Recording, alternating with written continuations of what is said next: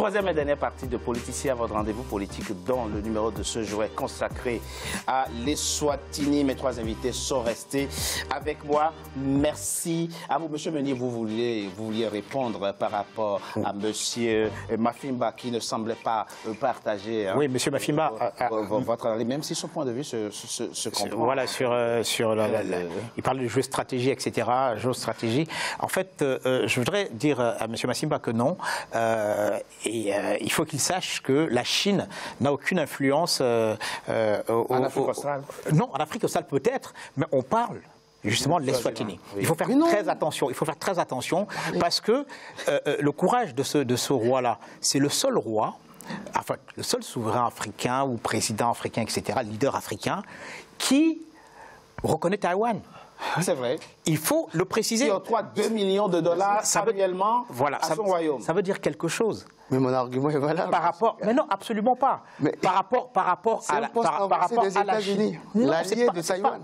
C'est pas forcément pour mais c'est une façon de vous dire que ce que vous avez décrit tout à l'heure ne correspond absolument à rien du tout. À partir du moment où ce pays-là... L'Afrique du Sud est le premier... la Chine est le premier partenaire de l'Afrique du Sud. Ça, au moins, vous n'allez pas... Non, mais ça, ne mêlez pas tout. Justement, on parle de ce petit pays. À la question interne, d'organisation politique et sociopolitique interne du Swaziland. Il y a eu deux points de vue ici opposés, notamment en ce qui concerne l'implémentation de la démocratie au sens occidental, en tout cas au sens où on entend en intellectuel. Oui, il y a des valeurs universelles. Vous trouvez qu'il faut vraiment tenir compte des mécanismes internes de transformation. Rassurez-nous, que disons-nous aux sociétés civiles d'aujourd'hui? Que disons-nous au mouvement Yanama, Balai citoyen qui se battent pour plus de liberté, pour plus de droits, pour plus de reconnaissance, pour plus de partage, pour plus de justice et pour plus d'équité dans le partage, dans la redistribution des richesses produites. On l'a dit, non, nous sommes à une phase qui correspond effectivement à notre maturation. Attendons, ou bien qu'est-ce qu'on fait? Mais croyez-vous que la démocratie apporte forcément la richesse? Je crois que les peuples ont besoin de bien vivre, de bien manger, de bien se vêtir, etc. Indépendamment du régime politique. Indépendamment du régime politique. Je crois que ce paramètre est non négligeable. En réalité, ce qui se passe aujourd'hui dans ce pays-là, il y a un paramètre, notamment par rapport, parce que c'est une économie, elle est duale, hein, mais c'est une économie complètement agricole. C'est là où les rentrées d'argent, etc., avec l'Afrique du Sud et les États-Unis, l'Europe, etc., notamment la canne à sucre et tout ça. Mais malheureusement, ce pays souffre d'un climat très aride. Et on sait très bien que depuis 2016-2017, il y a eu vraiment de fortes pluies et que ça va booster cette économie-là. Le pays est à 60% rural. Bon, les ruraux vivent, n'est-ce pas, de cueillette, on va dire,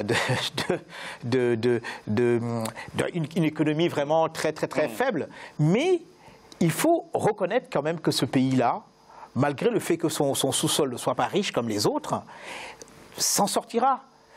Pour peu que le pouvoir en question, justement, ait une petite ouverture. Vous, il n'y a pas une espèce de projection que vous pouvez faire aujourd'hui en termes d'ouverture comme évoluer. Comment doit-on imaginer le Swaziland dans quelques années, notamment s'il concerne l'existence d'une vraie opposition, d'un débat démocratique et d'une prise en compte.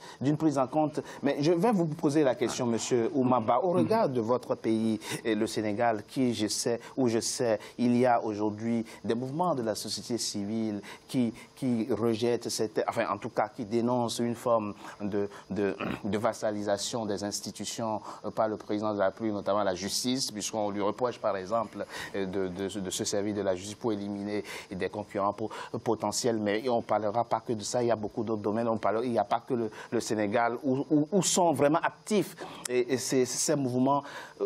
Quelle est l'appréciation que vous faites justement de ce dualisme ou de cette opposition pouvoir et société civile et mouvement de la société civile, nous sommes dans un mimétisme systémique, c'est cela, ou bien ça participe de l'aspiration des peuples qui aspirent vraiment, en tout cas qui veulent vraiment un meilleur être. Situez-nous à la fois sur le plan sémantique, mais de l'analyse pratique.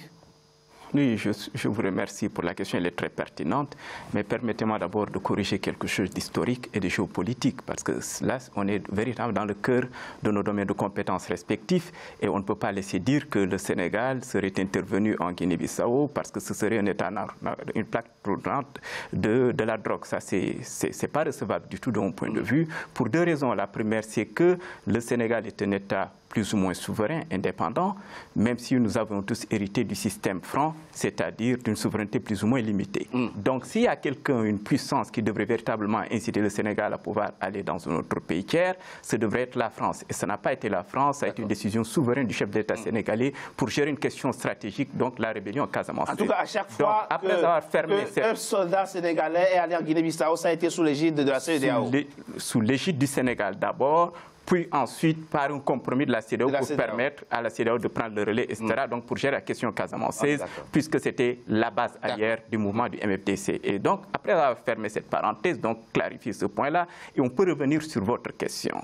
Et pour dire quoi? Pour dire que c'est vrai, mais là, on est en train de comparer, d'un point de vue, les choux avec la patate. Or, les deux ne sont pas identiques.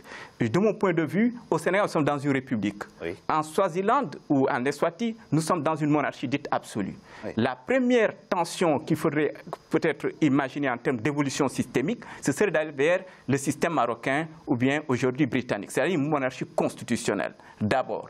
Et après maintenant, et imaginer peut-être de passer de la phase de la monarchie vers la République. Et même dans ce passage-là, tout dépend maintenant des sociétés. C'est là où j'ai dit que c'est pas nous. La notion de temps est très importante. Voilà, la notion de temps est très importante, mais aussi la notion du peuple à s'autodéterminer, puisque notre collègue disait, et je suis tout à fait d'accord avec lui, qu'il est du côté des peuples. Nous tous, nous sommes du côté des peuples, parce que nous sommes le produit de différents peuples et de différentes trajectoires. Mais ce n'est pas une raison pour vouloir calquer ce qui se passe au Sénégal, c'est-à-dire presque 14-15 millions d'habitants, avec une trajectoire héritée de la France, direct rule, et donc un système qui, lui, est hérité du indirect rule, c'est-à-dire britannique, où on a généralement l'autodétermination des peuples. Et troisièmement, pour terminer avec vous, lorsque vous parliez tout à l'heure de Y'en a marre, etc., c'est des mouvements qui ont du mérite, mais qui ne sont pas politiques et qui parfois flirtent avec la politique, avec soit le pouvoir ou l'opposition. Ça, je le dis de façon plus globale en Afrique. Oui. Pas pour Y'en a marre, mais pour tous nos mouvements de société civile, tels que je les observe à distance en tant qu'observateur neutre du système politique. Fortement influencé par l'extérieur? Je ne sais pas, je n'en sais absolument rien parce que je ne les connais pas intrinsèquement, mais en observant de l'extérieur, il apparaît que généralement, parfois, ils sont avec le plus ou moins, ils sont des faiseurs de roi ou des défaiseurs de roi. Et donc, pour pouvoir parvenir à leur fin, par moment, il y a des tensions ou bien des connivences avec certains mouvements, soit l'opposition, soit le pouvoir. Ce n'est pas le plus important. Le plus important, c'est la lampe de fond populaire. Et lorsque un peuple veut changer de régime, il le change. Ce n'est pas en utilisant l'armée, ce n'est pas en utilisant sa magie du pouvoir. Ce n'est pas ça qui fera changer la donne. Ce qui change la donne, c'est la maturité des peuples et leur responsabilité. José Marti disait, l'esclave qui ne se bat pas pour sa liberté ne mérite pas qu'on s'apitoie sur son sort. Et je crois qu'à ce niveau-là, aujourd'hui, le Swaziland est un peuple responsable, mature. Vous parlez, malgré le système dit absolu, de monarchie absolue, nous avons une minorité d'opposants qui est là et qui fait entendre sa voix. Nous avons également une évolution de l'indicateur n'est-ce pas, de la liberté de la presse. Oui. Et aussi de la liberté politique. Il y a une évolution positive, oui, mais qui est lente. On parle au passé, bien entendu. Voilà, qui est lente. On a également une embellie économique, comme il l'a dit, mais qui aujourd'hui signifie tout simplement qu'on est... Une embellie politique, là encore, non, pas politique, je voulais dire économique. Oui, Chatham House, le think tank britannique, que vous connaissez très bien, a dit quelque chose de particulièrement frappant sur ce royaume. Il a dit, c'est la faillite de l'économie qui va précipiter l'effondrement de ce royaume, oui, et non l'opposition du Swaziland. Oui, mais là il essaie de colmater un peu le paradigme, comment dirais-je, occidental sur l'ex-URSS. Mais ce n'est pas la même pertinence. Ce n'est pas les mêmes peuples. Ce n'est pas le même ressenti. Et je crois que l'historicité des peuples, leur ethos culturel est fondamental. C'est l'alpha et l'oméga de la compréhension et la construction des systèmes politiques. Et là, on rentre dans ce qu'on appelle le roc dur de la psychologie institutionnelle. Ce sont les peuples qui sont... on a le régime comme héritier, en gros.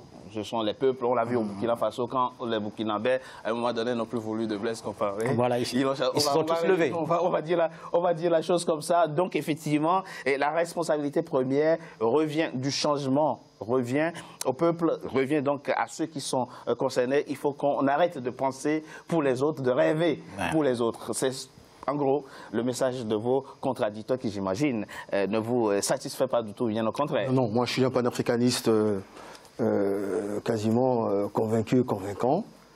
70%, je pense, de cette population est très jeune. Avec les nouvelles technologies aujourd'hui, ils ont l'Afrique du Sud à côté, ils voient ce qui se passe à côté. Ils voient Malema, lorsqu'il n'est pas d'accord avec le président Zuma, prendre d'assaut avec ses gars.